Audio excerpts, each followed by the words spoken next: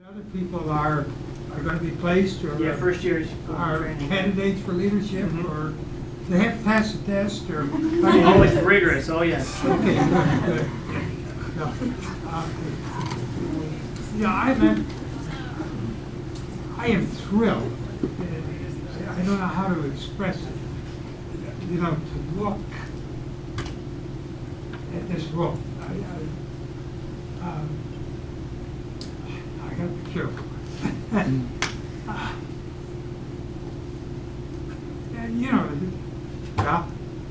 it's a thrill. It's a privilege. It's a thrill to be here. Let me kind of, I don't know. You guys are beautiful. Does anybody in here know, ever heard the name Jim Rayburn? Yes. You have heard of it? What do you know about Jim Rayburn? Anything, anybody? You what? Founded Yamaha. Yeah, he did, as a matter of fact. Do you know any of the story about how that happened? Anybody? What? And he realized that his kids didn't want to come to church, so he'd go to them instead. That pretty much got it, and that's something very interesting about this whole thing. It's interesting. I don't know, Chris, if you picked history tonight specifically, or if this is just a coincidence or exactly what, but history is really important. And it really is important to kind of like, how did we get there, okay? We all have a story, we're all part of a story, and we're all passing through, okay? But Jim was born in Iowa, went to college in Kansas, wound up actually went to Dallas Theological Seminary, and then I trip sometimes, I say cemetery, but seminary.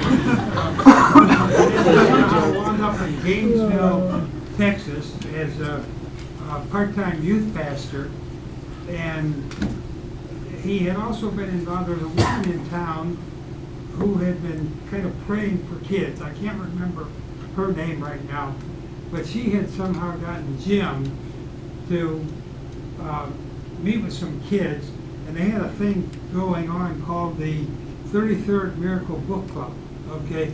And somebody later asked Jim why it was the 33rd Miracle Book Club. He said, well, we wanted them to think that there were 32 others someplace.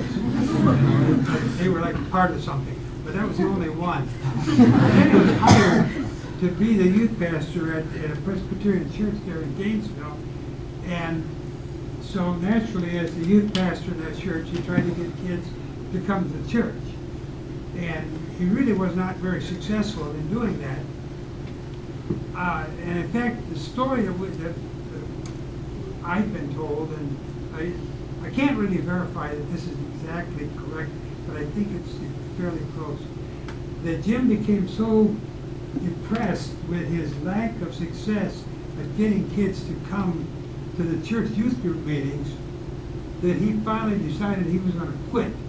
So he had been hanging around with kids, had been to the high school, had been doing some things. So he kind of put the word out, hey, I'm going to have a meeting at my house, such and such a night. And at that meeting, he was going to tell the kids that he was quitting. Okay? Well, he'd been getting 3 or 4 kids to his youth group meetings. And that night, about 50 kids showed up at his house. He was thinking, maybe I'm on to something. And he thought, I don't really care where I tell them about Jesus, as long as I get a chance to tell them. And he decided, I don't think I'll quit. I think I'll just move the venue.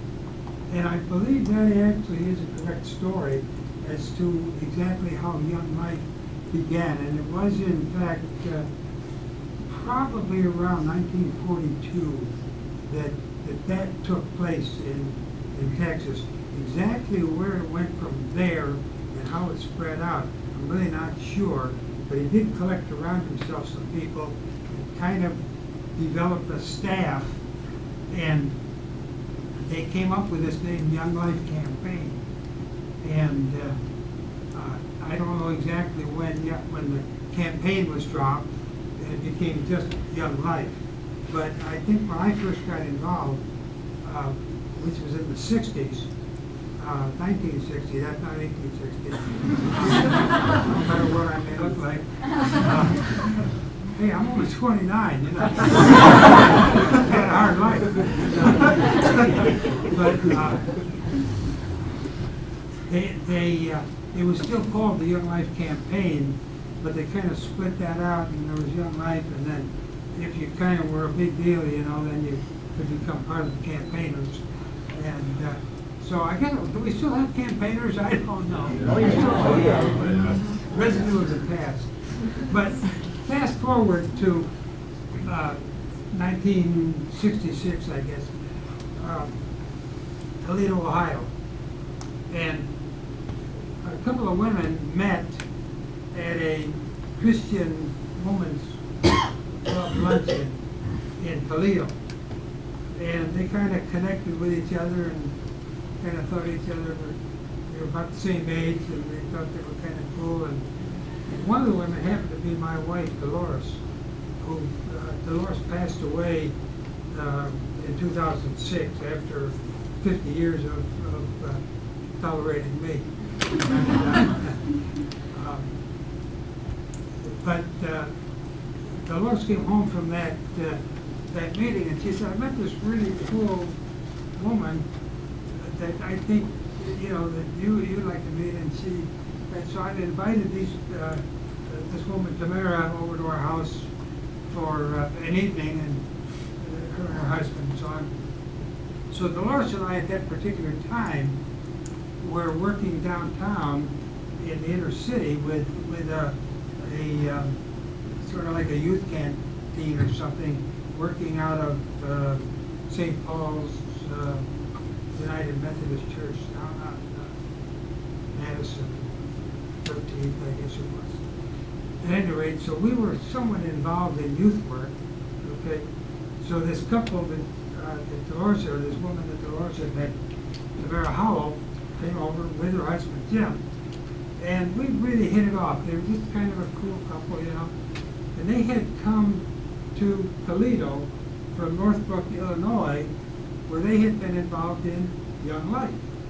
And so they found out that we were working with youth in inner city Toledo, and they said, well, you know, you ought to find out about this group called Young Life. Well, how do you do that? Well, I'll tell you what, Tamara said. This was, again, in probably late 66 or early 1967. And I was working at AT&T at the time, American Telephone and Telegraph.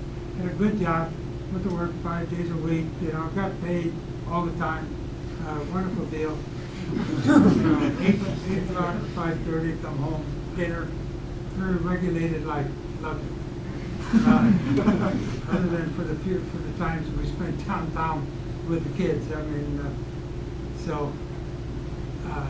anyway, Tamara said, well, I'll tell you what, we are the youth leaders at our church. They'd only been in town actually for, I guess really only a few months, less than a year. But they were going to King of Glory Lutheran Church in Sylvania, Ohio.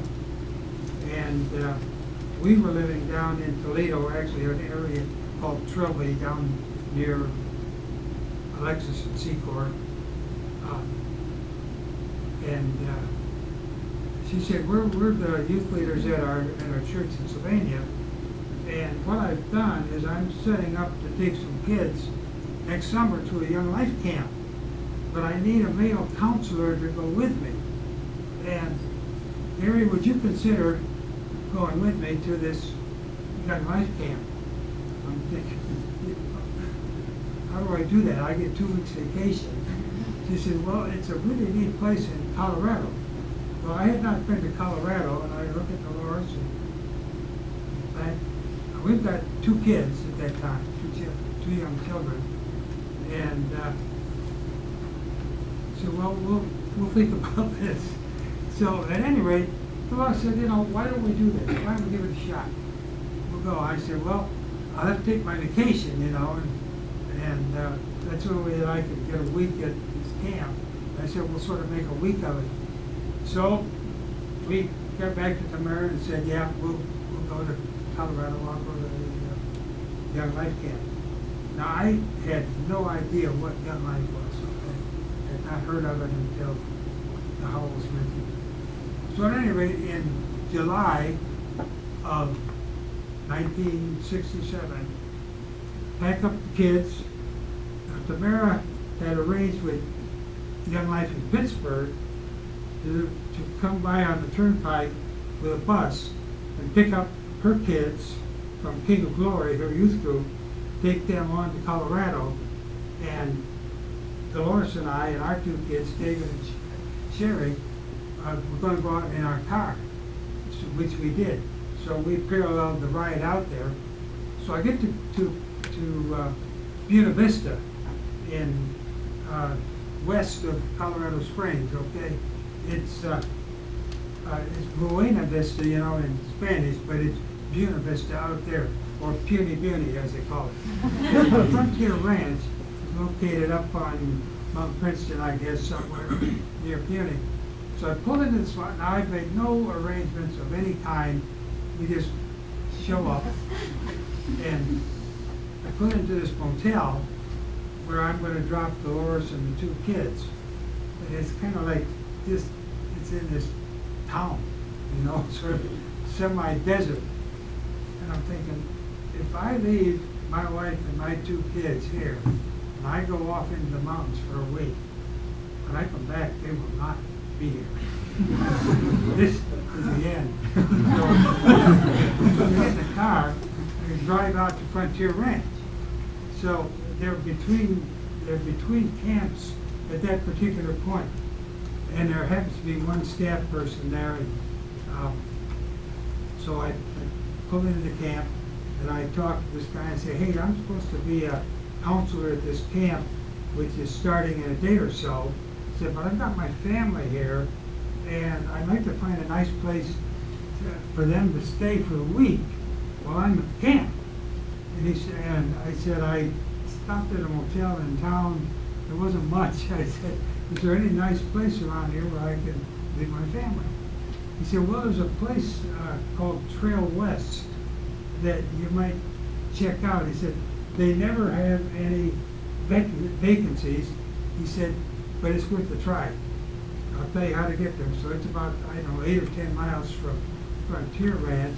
It's up on the side of a mountain. So I go up, and we're driving up this mountain, and I see this, like this huge porch, I guess I'll call it. And there's like this lodge hanging on the side of this mountain. And I'm thinking, big deal, right? But hey, what am I going to do? It's kind of nice looking, but probably beyond our pocketbook. So I go up there, drive up, and go to the office and say, is there any chance you have any vacancies here? Well, we just had a cancellation, okay? So I have like a woman and 2 children, because I'm going to be at a camp for a week, and could they be here for a week? Well, yeah, we have a room that would accommodate that. Now we get to the critical point. How much is this going to cost? Okay, well, let's see. There'll be $21 a day, including meals. We'll stay. But it's not a bad deal at all. So I drop Dolores and the kids there. I find my way back over to Frontier Ranch, and I'm feeling pretty good about their being there. Well, then the kids arrive, and Young Life. How many people here have been to a Young Life camp, summer camp? Okay, great. Do you remember the first time you were at a Young Life camp? Was it in high school? Mm-hmm. Okay. What was your thought when you arrived at camp? Huh? Like, what is happening here? Well, I'm in my 30s when I go to my first young life camp, and it arrives, it starts, it happens, and I'm thinking, what am I in? All I want to do is get out of there. That's really it. So, but okay, I made the commitment, so I'll take it. Couple of nights, so we have, you know, all the stuff that's going on. We have the roundup, and I'm kind of just floating with it. A couple of nights later, Dolores shows up at Frontier Ranch. I say, what are you doing here? And she starts raving about this wonderful thing that's going on over at Trail West. I find out that Trail West is part of Young Life. I did not know that until that particular point. Not only did I find out that Trail West is part of Young Life, but I know that Dolores is not by now, within a couple of days, good friends with Bill Starr, the president of Young Life. And also, I find that my little daughter, Sherry, about 3, I think, is the queen of the camp. My wife and my kids are having a ball. David is horseback riding, and the staff is taking care of. I mean, they're having fun. I'm hating it. And I'm tired because I'm up from early in the morning till late at night. There's a bunch of monsters running around. I have no idea what's going on. But little by little, I'm kind of getting into it, and I'm thinking, you know, there's something really good going on here. And somehow, by the end of that week, something had happened to me. And I said, you know, this thing, because I had done some youth work before through my church and through the downtown thing, and I had seen how difficult it is to somehow really get the attention of high school kids. And then every night at this roundup, I saw these kids pack into, I'm trying to remember what the heck the name, who's been to Frontier? What's the name of the, what do they call the meeting, you know, the main meeting hall where they have a roundup? What do they call it? Is that Kachina or? Is that right? Mm-hmm. I don't know, I had a name, I can't remember. But anyway, but they pack into that place, and I remembered, you know, there was just something about the vibrance, the energy that was poured into that room at those roundups. And by the end of that week, I was convinced that I was really on to something here, that I wanted to plant this thing somehow back here in the Toledo area. The only experience that I had was just that 1 week at Frontier Ranch in Colorado. But we talked about maybe trying to start a Young Life Club. Tamara said, well, I'll help you. We'll start with our youth group kids, and we'll do a Young Life Sylvania. Okay, let's do that. So we did. So we started a Young Life Club in Sylvania, Ohio, in probably September, October 1967. Well, that was really good. It went on. Actually, we began to attract a few more kids. And then Jim Howell, Tamara's husband, got the word that he's being transferred to Minneapolis. Well, that meant Tamara was going to go with him. That meant that Gary was leading a Young Life Club all by himself. And what we could experience. Couldn't play the guitar, couldn't sing. All he knew is he had a bunch of kids coming to somebody's house once a week, and he's a Young Life leader. Okay? So, well, amazingly, kids kept coming to Young Life. Amazingly, somebody showed up, and I can't remember where or how she came from, but she could play the guitar a little bit. She could sing a little bit. And I know a couple of Young Life songs, like V is for Victory, and let's see, what What are some of the others? I don't even know what songs you guys. Not V is for victory. V is for victory. Sing it out. That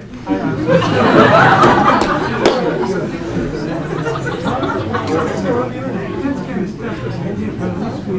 In the early Young Life days, I've been told they actually played the piano, but by the time I came along, it was guitar. So we were slightly hip. So we got a guitar player, and the thing kind of began to grow somehow. And I'm still working at AT&T. I'm still doing downtown, whatever we called that thing downtown. And life is kind of getting busy and complicated. So what I do is I put in a call to Bill Starr. It's the only guy I know in Young Life, you know. And he said, "I'll tell you what." He said, "We'll get you some help. We're going to put you in touch with a guy in Pittsburgh by the name of Reed Carpenter, who happened to be the regional director of Young Life." So Reed comes out to visit me in Toledo, okay, and he kind of explained some things to me about how Young Life works and a little bit of stuff. He said, "You know, we'll keep this thing going somehow, and we'll get you some help." And so he said, "Probably what you're going to want to do is put together a thing that we call a Young Life Committee." He said, "You probably got some friends who you know will kind of gather around you and speak well of Young Life, and we'll see if we kind of get something going here."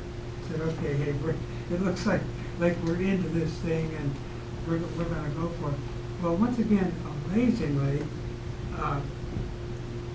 kids kept coming to our very weak Young Life Club. And somehow we got through the whole school year. I go out to camp, take some more kids. The following summer, that would have been 1968. Okay, go to Frontier Ranch again in '68, and let me see if I can remember, if I can figure out how to put them. Oh, I know there was. I can't remember. Got another guitar player someplace. I mean, this is really true. I mean, this is a way it was working at the time. So we get another guitar player somehow. We go to Frontier Ranch again in '68, and I meet a kid out there from our work crew from Pittsburgh by the name of Scott Johnston, and we kind of really hit it off and kind of became good friends in the 1 week that I was at Young Life at the Frontier Ranch. Come back, and it would have been the fall of '68. I was trying to think about exactly how this all went together. Now, I think, okay, yeah, Scott in '68, he comes to Toledo University on a football scholarship. And yeah, that would have been in '68. So I tell Scott, "Hey Scott, I go over to UT." Actually, that's a funny thing too. I just one Sunday afternoon in October, I just jumped in my car. It's a hot convertible, 63 Chevrolet convertible, saddle tan, white top, cool car. Drive over to the University of Toledo, and I just kind of driving down some streets. The university was kind of small at that particular time. Driving down the street, who comes walking down the street? It's Scott Johnston. I said, "Scott, get in the car." So he had a girl with him at that particular time. So I take Scott and the girl over to my house, introduce him to Dolores.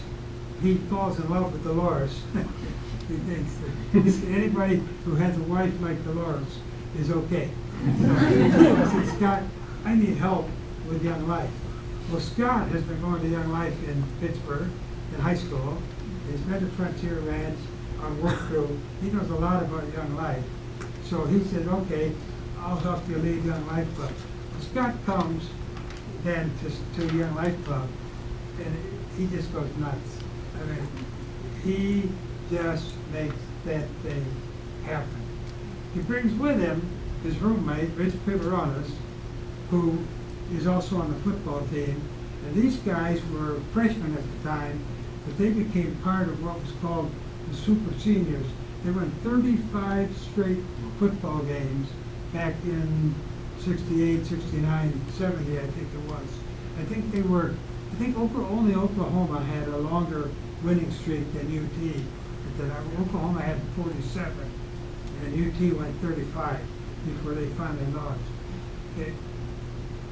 Well, there was another young man who at the University of Toledo at that time, Tim Strand, and I had known Tim through Campus Crusade, and I said, Tim, you got to come over to Young Life because you're going to love these guys. So Scott, Tim, and Piv are running Young Life Club, and I'm kind of in the background, okay? So I'm a big deal, but they're the guys that are doing the show. Kids are coming out of the woodwork, okay? So at that time, Reed Carpenter says to me, you guys are doing really good in Toledo, Gary, or in Sylvania. Why don't you come on Young Life staff? Oh. I'm at AT&T. I'm making really good money. I have a house, 2 kids. I have a nice car, 2 cars by that time. Everything in my life is really good. And you want me to go on Young Life staff? A lot of times people don't get paid. Yeah, right. Now I understand, Chris, you guys get paid, right? Oh, Is yeah. that the deal? Well, we didn't always get paid. If at the end of the year there wasn't enough money, we just took it, you know. It's like, sorry guys, we didn't collect enough this year. So actually, it was an exciting invitation, but it was like, do I really want to do this thing? It actually took a year. And then in 1969, Dolores and I just somehow, we just knew that's what we needed to do. We said, okay, I quit my job. We went to Pittsburgh for a year of training. We left Scott, Piv, and Tim in charge here. We started a Whitmer Club. We started Sylvania Club. We started Whitmer. We were in Pittsburgh for a year. Came back here. I started a club at DeVilbiss. We started, what else? Ottawa Hills. We started what we call a South Club, which was Sylvania, or which was Bowser, Montmagny, Perrysburg. Stuff just started to happen. It just unfolded. And yeah, I don't, it's really hard to put together exactly what happened, but things just surged, and adults came together around us, a committee formed. I would like to tell you that it was all part of careful planning on my part, but it wasn't. Things just absolutely came together. It's how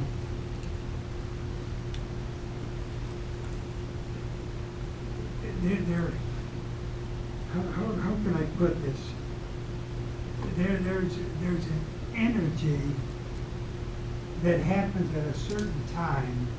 There's a critical mass that somehow develops, and over the course of those 3 years of 66, 67, 68, 69, almost 4 years there, that critical mass came together, and this thing called Young Life just really took root here. And as Chris said, it's 50 years now and we've been kind of up and down. I was actually only on staff for a little over 5 years. I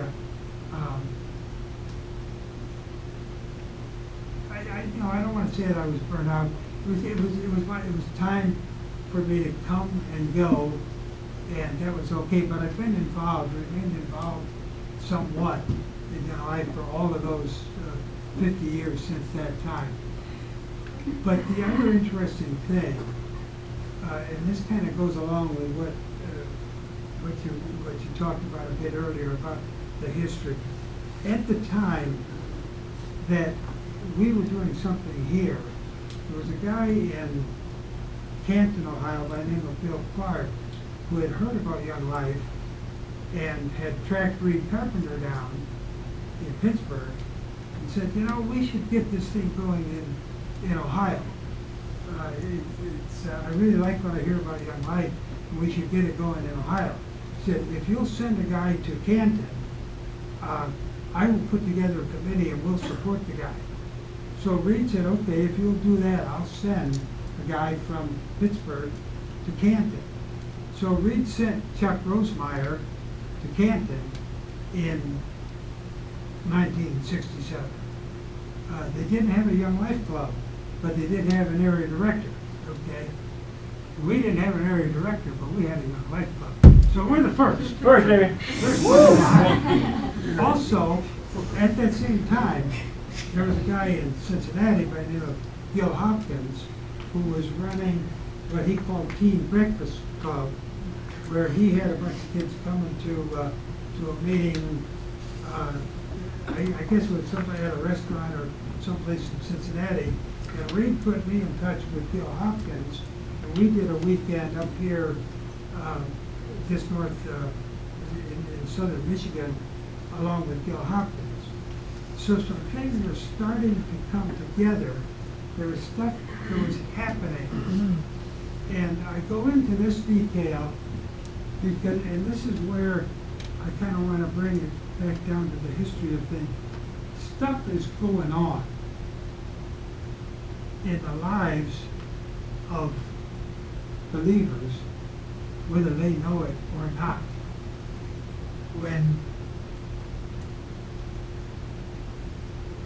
When you begin to get a passion for telling someone else about a good thing that has happened to you, there's some other folks out there that in some way will support that passion.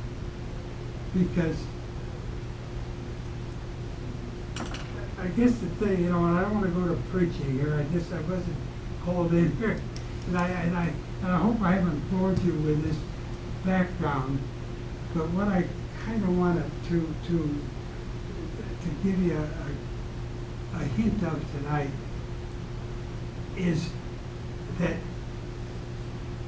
you're by being a part of Young Life, you're a part of something that God has initiated and has put together a number of coincidences that has brought you into this room on this particular place on this particular night. And Jim Rayburn had a saying, it's a sin to bore a kid with the gospel. And I think that's it. And one of the things that we have done is to bore kids with the gospel. And one of the things that Young Life has done is to make sure that this most remarkable and exciting of stories is never conveyed in a boring way. I mean, it's like, I guess that I brought it down so simply that we in Young Life have somehow learned to say to a kid, to a young person, I want to come back full circle because there's an important aspect of that. We've learned to say to a young person, hey, here's something that I've discovered that my life really worthwhile. And I want to share that with you. And in the meantime, let's go climb a mountain. And that to me is the essence of young life. And the reason that that's so critical, you know, the teenage years are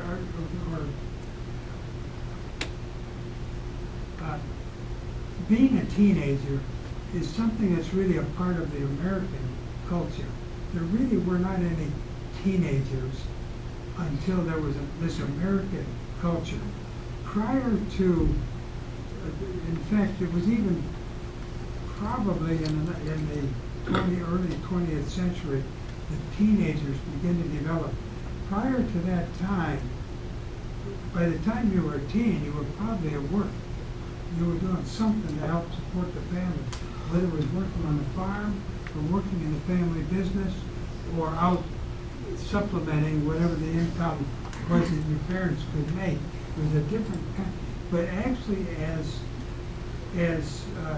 the economic situation became well enough to allow young people, teenagers, that I have to work, the teenage culture began to develop.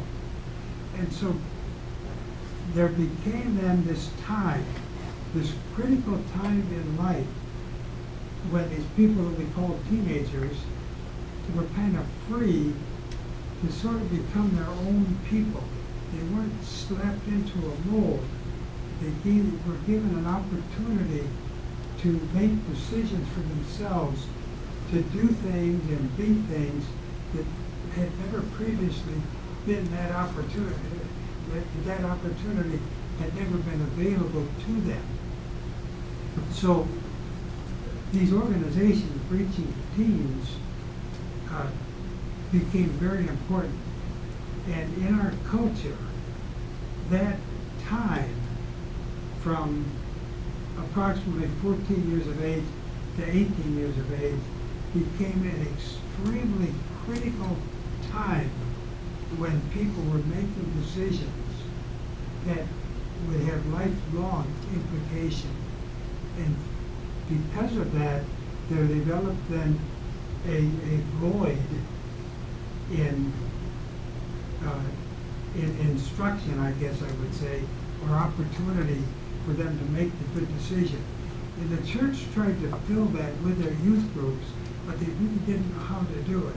And don't take that as a knock on the church, but they just didn't really know how to do it. But God was busy and was raising people up like Jim Rayburn, who somehow recognized that there was this hole in the culture of young people that just were not getting fed in what they needed to be fed with. And this thing, Young Life, and of course I think it was in the 40s when Billy Graham was actually responsible for Youth for Christ, for getting that mission started. But I want to tell you, nobody, any place, ever has done it as good as Young Life has done it. And that's not I mean, it's just a fact. You know, that's, again, not putting the knock on anybody else. There's a place for every mission, every ministry, everybody who reaches out to tell anybody else, young, old, whatever, about this magnificent mystery known as the gospel of salvation in Jesus Christ. And it is a magnificent mystery, okay? But nobody has done that better than Young Life as an organization has done this. And anybody who gets involved in Young Life is really is privileged to be a part of that. And so I'd like to encourage you, you know, in saying that, to take the opportunity that you have, take it very seriously, because you have been called to a mission that has put you in this particular room, this particular place, and a part of this organization. And so once again, I just want to return those 4 years. that 4-year period is such a critical time in the life of a young person. And the thing that Young Life that was discovered by Young Life people was this thing that this hanging with kids, this thing that has been called winning the right to be heard, which was becoming part of that teenager's world. And the interesting thing is that you never know. Let's say that you actually get 4 years with a kid, okay? Sometime in that 4 years, maybe early on, maybe late, there's probably going to be 5 minutes of a critical time when a decision is going to be made. And you may have to hang with that kid for 4 years to be there for that 5 minutes.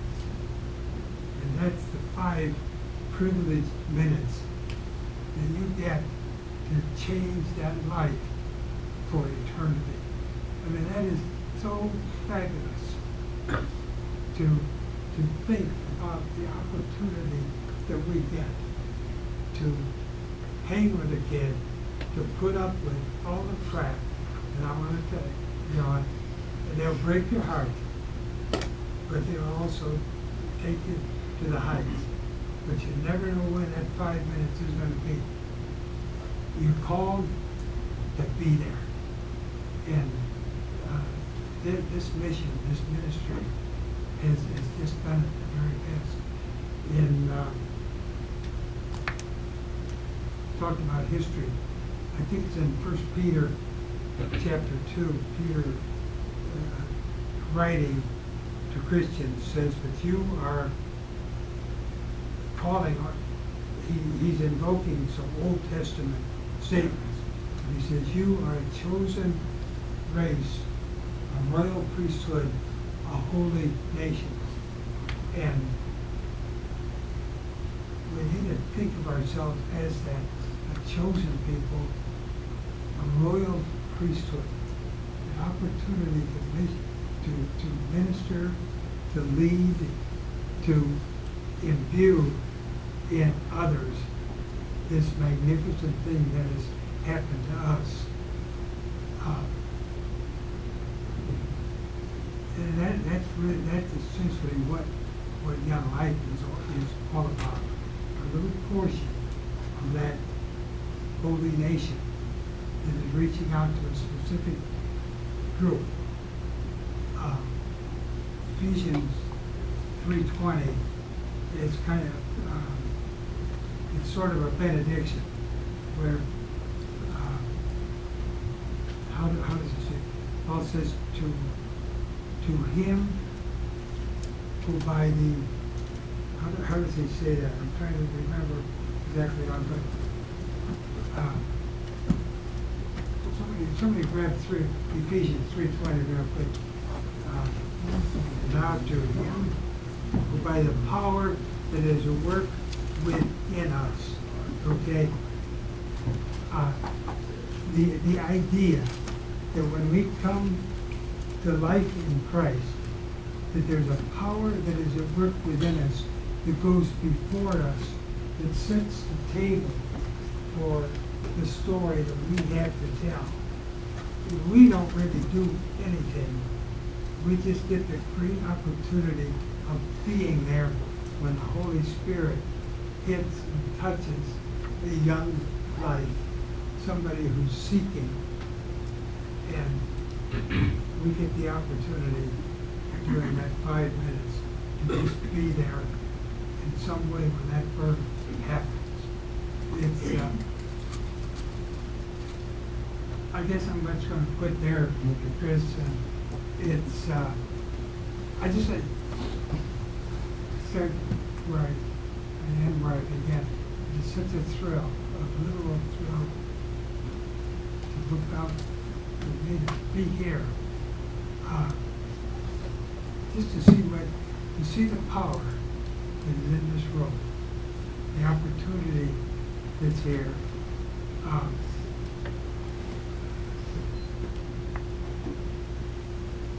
thank God every day and for your own life and for the fact that you have been called. Where's Acts 13?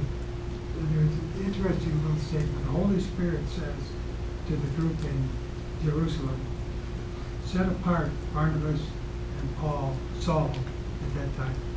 Set apart Barnabas and Saul for the work that I have for them. You're set apart.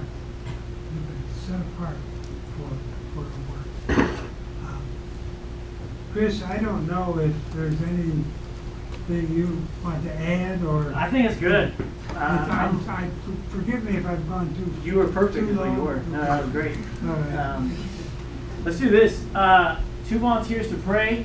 One person pray for Gary and just pray for, we're giving thanks for the history, how God has moved, and then second person pray for just us and just the basketball games we're going to go to tonight, and it's the ministry we have moving forward. 2 volunteers. Over history. Yeah, excellent for the future. Hey, listen, before the 2, I'm going to pray. Okay. And then the 2, because I want to pray for you all. Okay? And when we're all done, we're going to get together and get a big picture with Gary in the middle. What we're going to do, just so you know. What, Chris? Yeah, let me just first off from prayer. Lord, I do just want to lift this group to you. Father, I know that you have a mission, a ministry for every person in this room. I pray that we will step up to it.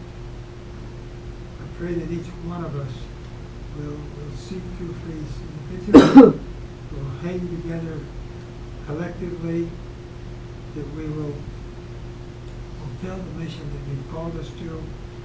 Lord, may we in great humility each day just give thanks to you for the fact that you have indeed set us apart for this great mission and ministry. We pray, Lord, for the kids that these people are going to touch. We pray that we give for thanksgiving that your Spirit goes before us. I pray that we'll have the strength, the energy, the stamina, the obedience to go out and touch those people that you want us to speak to about you. And so, Lord, I give these people to you. I give those kids to you. And I thank you so much for this mission that you've called in our life. Father God, we're so thankful to be a part of your story, Lord, that started at the beginning of time and will last into eternity, Lord. We thank you for Jim Rayburn and the heart that you gave him to reach teenagers, Lord. We thank you for calling and sending people like Tamara and Gary, Lord, to Toledo. And because of their calling here, Lord, we get to continue to play such a small part in your great story. We're thankful, Father, that you had the kids in mind that we're going to hang out with tonight, Lord. You had them in mind when you sent Gary 50 years ago to us, Father. Thankful, and we continue to pray for the city, for this area, Lord, and for all the kids that are in Northwest Ohio. Lord, I thank you for everybody in this room, that the lives that are touched through you, that we all have this story, this path that somehow we need here with you. Lord, I thank you so much for tonight and just everything that we heard and being able to be part of this story. Lord, I pray that tonight when we see kids that we're bold and we're courageous, and that the awkwardness just goes away, Lord, that we're not afraid to see kids, we're not afraid to go in that student section and be the oldest person. Lord, I thank you so much for everything that you're doing and everything that you've done and everything that you will do. Lord, I pray for tonight and pray that we get there safely. Praise all in your name.